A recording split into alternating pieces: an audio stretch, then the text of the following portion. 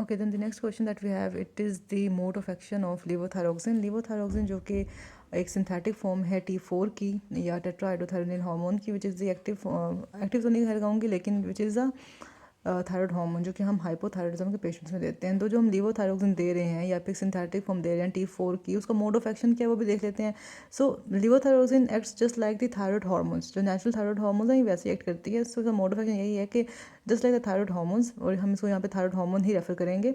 Thyroid hormones actually dissociate from the thyroid binding proteins जो कि blood में होती हैं, and they enter the cells जहाँ पर उन्हें एक्ट करना होता है, जो कि हमारे बॉडी के डिफरेंट सेल्स हैं, by active transporters, ठीक है। Within the cell, that T4 gets converted to T3, which is actually the active form of thyroid hormone, right?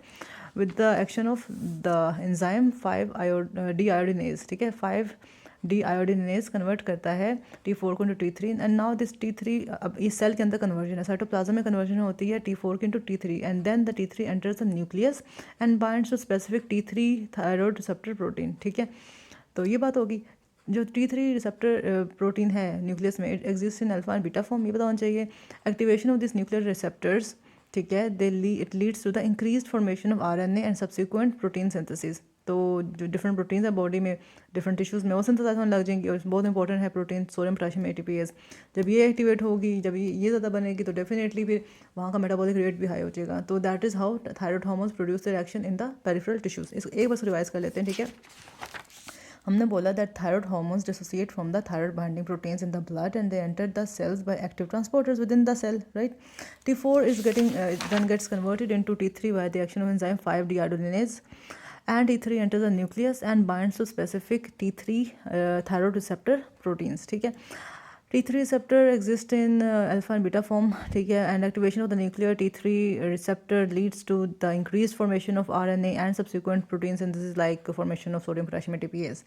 ये आपको I think mode of action समझ आ गया लीवोथायरोक्सिन का क्या है। इसके एडवर्स इफेक्ट्स क्या हो सकते हैं, तो डेफिनेटली इट्स थायराइड हार्मोन ना, ये उसी की एक्टिव फॉर्म है, थायराइड हार्मोन की फॉर्म है। तो इसको देने से जो टॉक्सिसिटी होगी वो थायरोटॉक्सिकोसिस की ही होगी, लाइक टैकीकार्डिया, फीवर, स्वेटिंग, और या कार्डियक मैनिफेस्टेशन होती हैं मोस्टली। तो हमें वही मिलेगा, बेसल मेटाबॉलिक रेट हाई हो जाएगा। तो हम कहते हैं कि ओल्डर पेशेंट्स में, एल्डरली पेशेंट्स में, दोज जिनमें अंडरलाइंग सीवियस डिजीज़ है, दोज पेशेंट्स आर वेरी या फिर वो पेशेंट जो कि लॉन्ग स्टैंडिंग मिक्सिडीमा लाइक हाइपोथायराइडिज्म से सफ़र कर चुके हैं, उनमें ना इसके जो स्टिमुलेटरी इफेक्ट्स होते हैं बहुत ज़्यादा प्रोनाउंस होते हैं, क्योंकि those patients are already very sensitive to T4, ठीक है, स्पेशली ऑन द हार्ट, ठीक है। तो इन पेशेंट्स में हमने क्या करना है कि लो डोजेस से स्टार्ट करना है T4, ठीक है, क्योंकि ये ऑलरेडी बहुत ज़्यादा सेंसिटिव है, इनमें एक्शन वैसे ज़्यादा आएगा, ठीक है।